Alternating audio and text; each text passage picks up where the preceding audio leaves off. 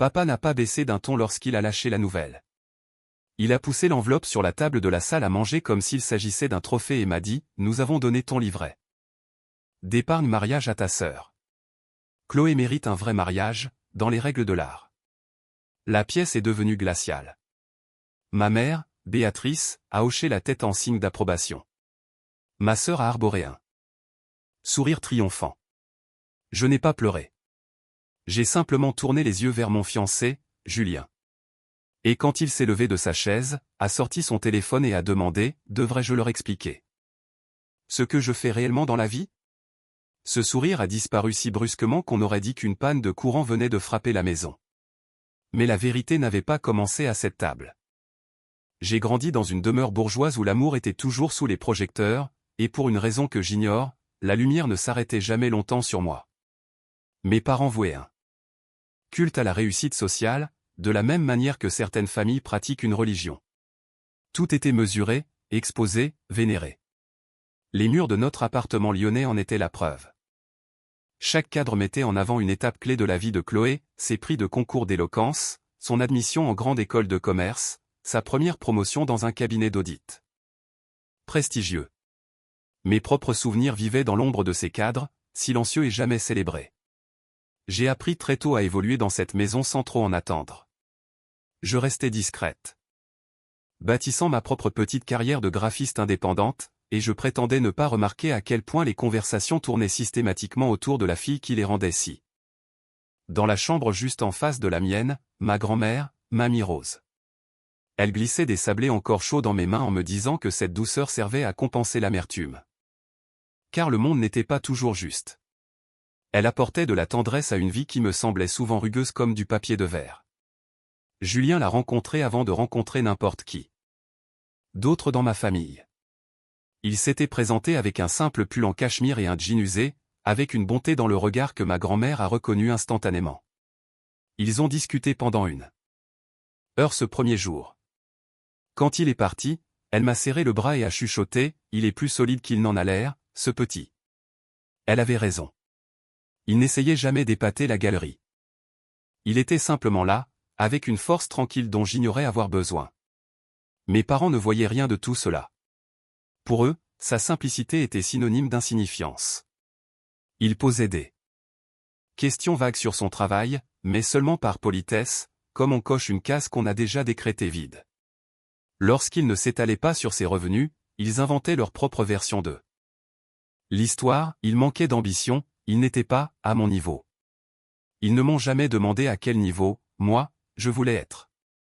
À mesure que la saison des mariages approchait, la tension devenait palpable. Chloé tenait à peine en place en énumérant les domaines qu'elle visitait, les menus de traiteurs étoilés et les acomptes déjà versés. Mes parents opinaient avec cette chaleur et cette approbation que j'avais traquée pendant des années. J'observais la scène depuis le bord de la conversation, prétendant que le nœud dans mon estomac n'était que du stress. Son sel où réside le moins de vérité. Je n'avais pas compris sur le moment, mais j'allais bientôt comprendre. Tout cela, le favoritisme, le déséquilibre, les fissures de notre famille.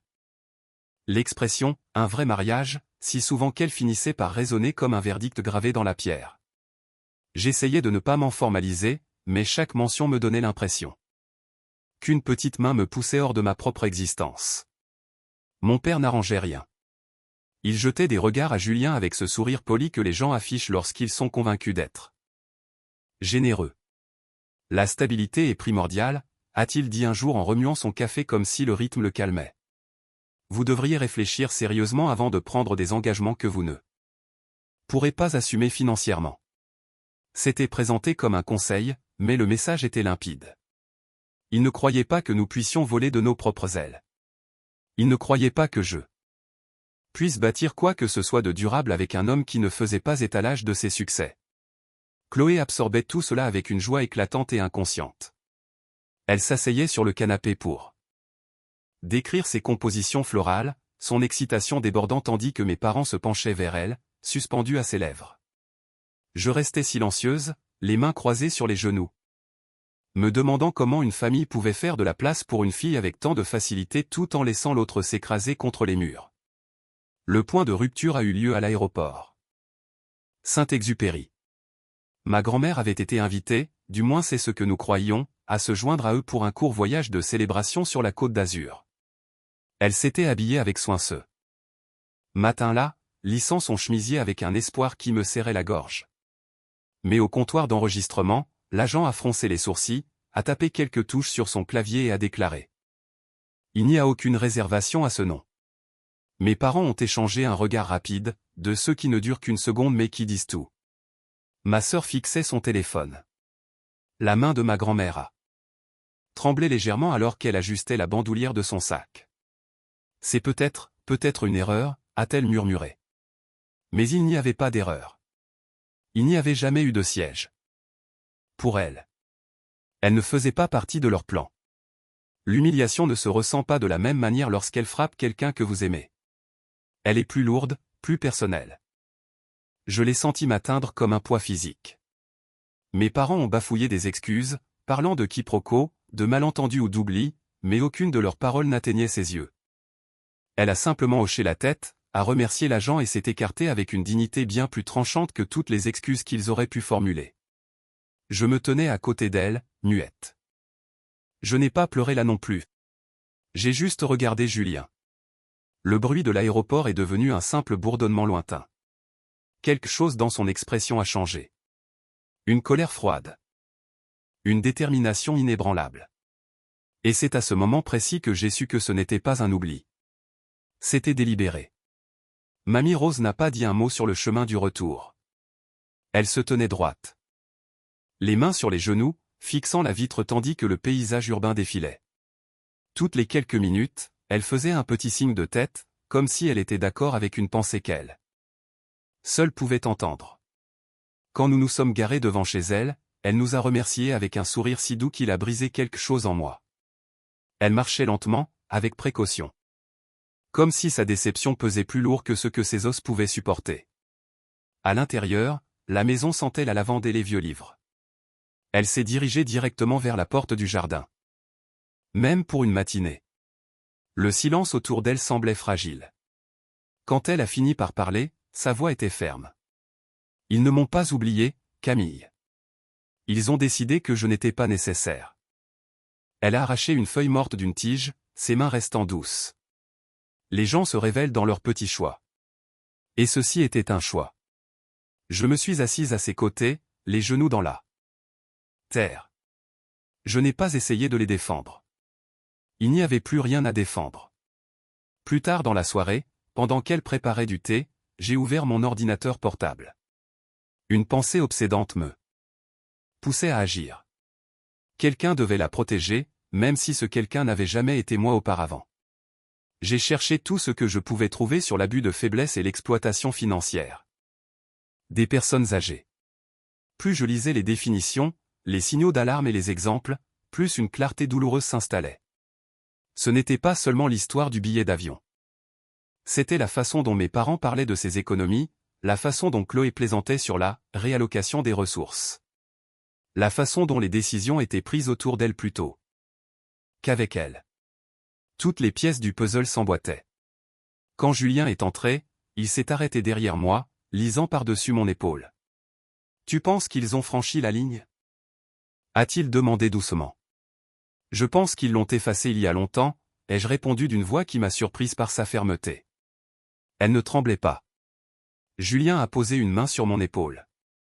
Pour me soutenir. Alors, on ne va pas attendre qu'il recommence.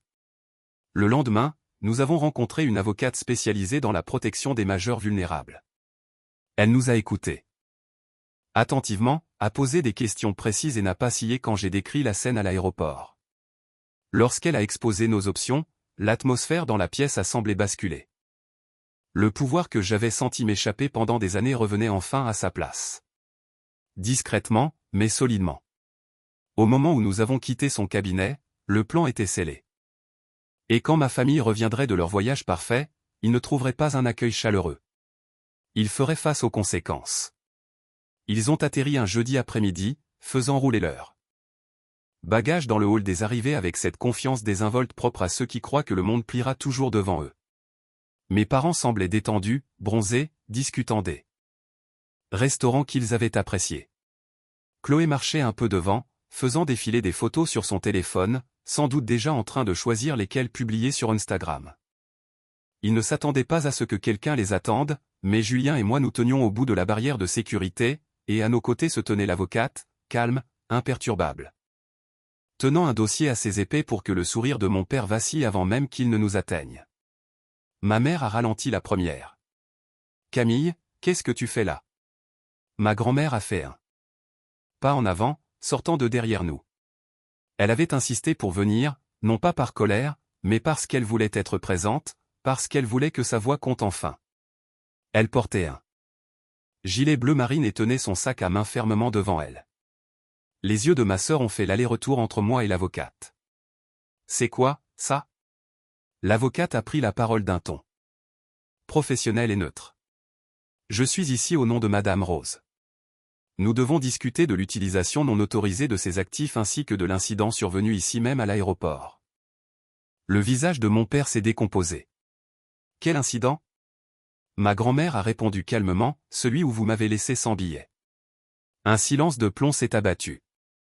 Les voyageurs nous bousculaient, le bruit des roulettes de valises et les conversations s'élevaient et s'éteignaient autour de nous. Mais dans notre petit cercle, l'air semblait figé. Ma sœur a ricané. « C'était une erreur, mamie. On te l'a expliqué. » « Non, » a rétorqué ma grand-mère d'une voix plus claire que je ne l'avais entendue depuis des années. « Vous n'avez rien expliqué du tout. Vous avez évité le sujet. Vous avez minimisé. Vous m'avez dit que je devais être confuse. Comme si la confusion était mon état permanent. » Elle a regardé sa petite fille aînée droit dans les yeux. Je n'étais pas confuse. La mâchoire de mon père s'est contractée. « Nous n'avons pas besoin d'avocat pour ça. » L'avocate lui a tendu l'enveloppe. « Si, vous en avez besoin maintenant. » Il l'a ouverte, parcourant rapidement le contenu, des relevés de retrait bancaire soulignant des incohérences, un rapport sur l'incident de l'aéroport et une convocation formelle pour une procédure de médiation. À chaque page, les rides de son front se creusaient. Le sac à main de Chloé a glissé de son épaule. Il a touché le sol avec un bruit sourd, ignoré de tous. « Qu'est-ce que ça veut dire ?» a-t-elle exigé. « Ça veut dire, » ai-je dit en m'avançant, « qu'elle ne sera plus jamais traitée comme une quantité négligeable. Plus par vous, plus jamais. » Mon père m'a jeté un regard acéré. « Alors c'est ton œuvre ?» Non, ai-je répondu. C'est le résultat de la tienne. Il s'est redressé avec arrogance. Nous avons soutenu cette famille pendant des décennies. Ne t'avise pas d'eux. Vous avez soutenu Chloé, ai-je corrigé. Vous l'avez favorisée, célébrée, protégée. Et quand il s'est agi de grand-mère, vous avez décidé qu'elle était facultative. Jetable. Ce n'est pas juste, a chuchoté ma mère. C'est juste, a dit ma grand-mère doucement. Bien plus juste que la façon dont vous m'avez traité. Ma sœur a enfin retrouvé sa voix.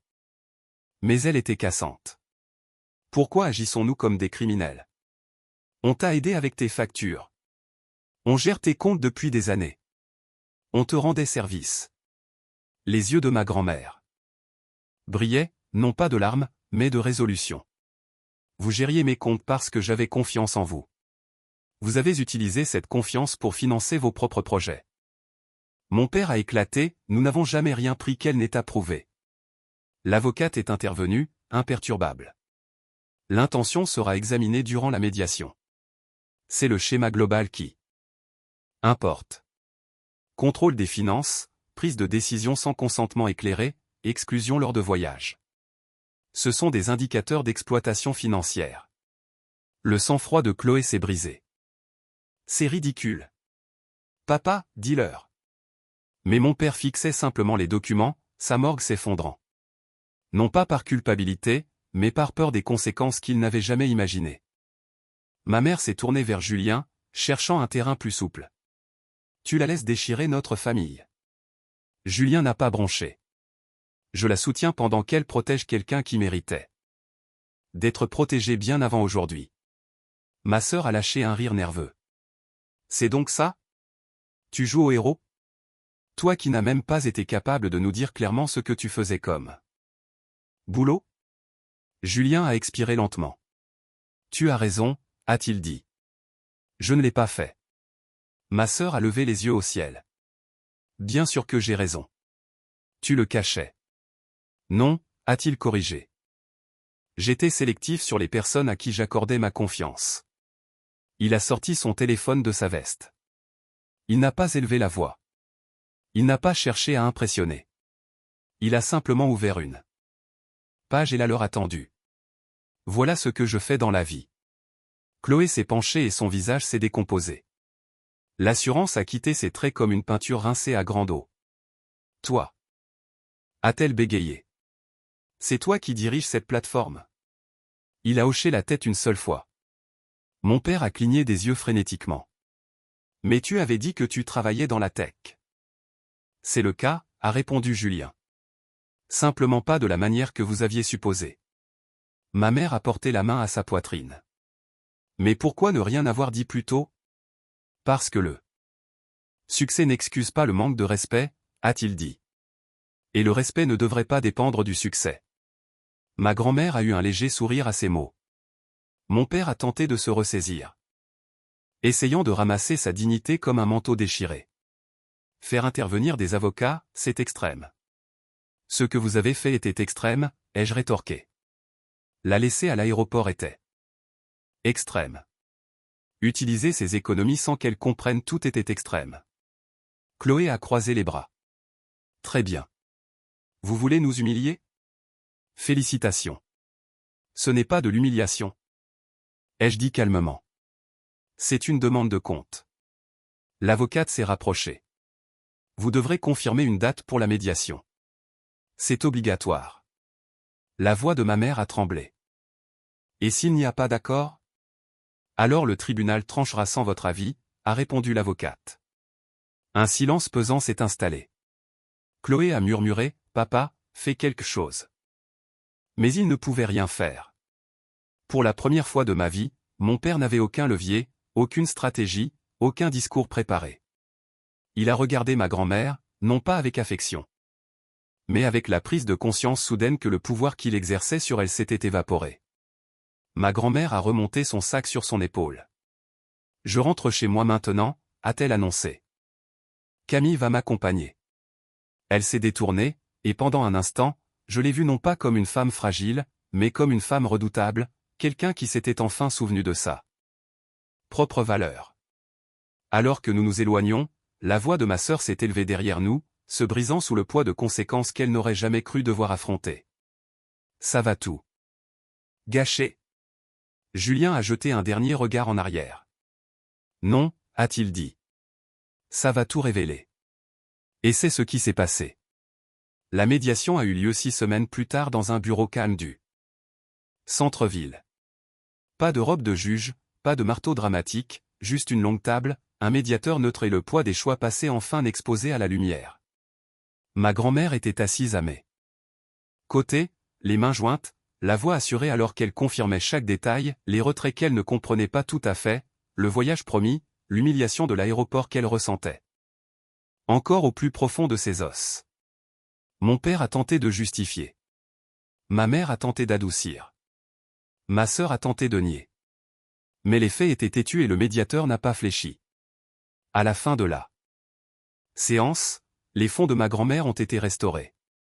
Chaque euro a été comptabilisé et restitué selon un échéancier supervisé par la justice. Elle a également mis à jour son testament.